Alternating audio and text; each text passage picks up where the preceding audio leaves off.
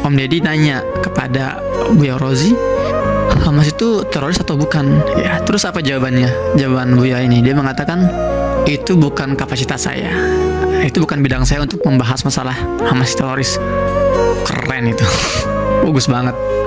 Nah, lebih bagus lagi kalau sebetulnya dari awal ketika dihubungi oleh Om Deddy, Ustaz, Buya Rozi, ini saya mau buat konten ini tentang Hamas, kira-kira bisa hadir gak?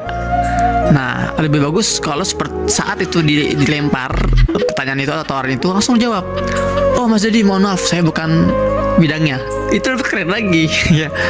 Jadi saya tahu beliau orang berilmu, ya. Buya Rozi orang berilmu, ya, lulusan luar negeri juga kan, dan memang ilmuannya luas. Tapi kadang kan ya kita harus berani mengatakan, oh tidak tahu, ya, atau ini bukan bidang saya. Seperti tadi sampaikan ketika ditanya apakah Hamas itu teroris, sampaikan itu bukan bidang saya, bagus. Tapi harusnya itu menurut saya ya alangkah bijaknya kalau dari awal itu yang disampaikan ketika diberikan tawaran untuk membahas masalah Hamas, sampaikan dari awal, oh itu bukan bidang saya. Ada yang lebih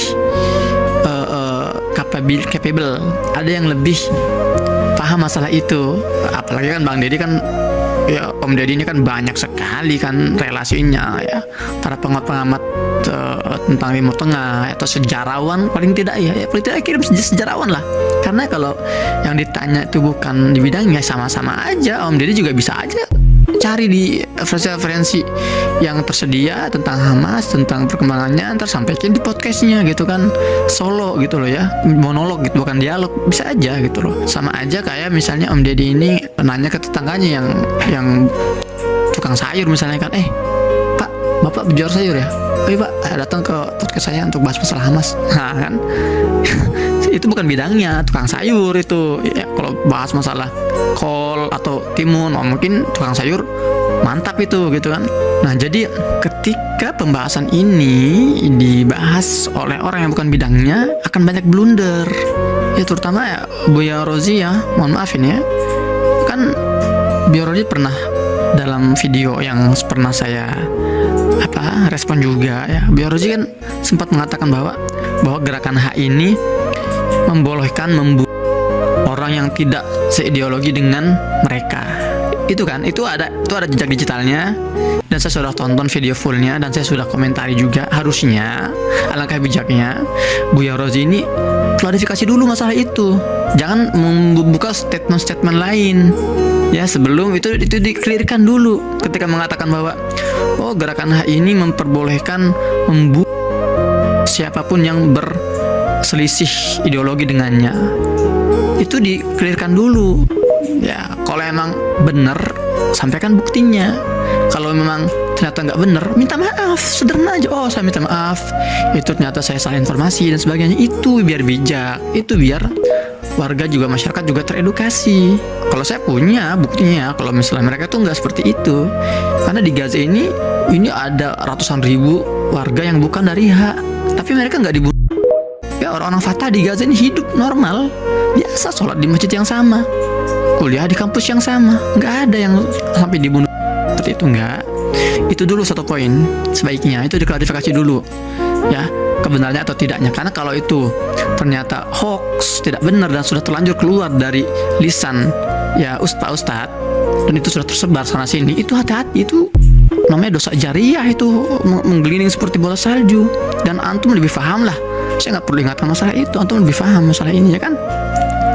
Itu yang pertama. Kemudian ketika misalnya Buya ini menyebut, harusnya HI ini mensterilkan dulu lah battlefieldnya, tempat perangnya, ya, sebelum mereka ini melakukan serangan. Ini terlalu ideal sekali. Mereka mau mensterilkan di mana? Mau dibawa kemana 2,3 juta orang ini? Dikeluarin dari Gaza. Ya, di mana disembunyiin dulu di bunker? Gak ada bunker di sini.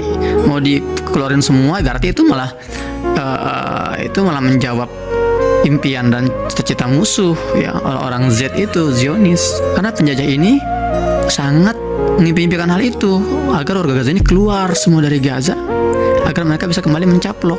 Ya, kalau itu pemikirannya sterilkan dulu, gimana, itu nggak logis juga gitu, ya kan. Jadi Jadi ada pertanyaan, ini sebetulnya sebuah analisa atau sebuah asbak gitu ya, asal bunyi, asbun, asal bunyi gitu kan, asbak asal tebak.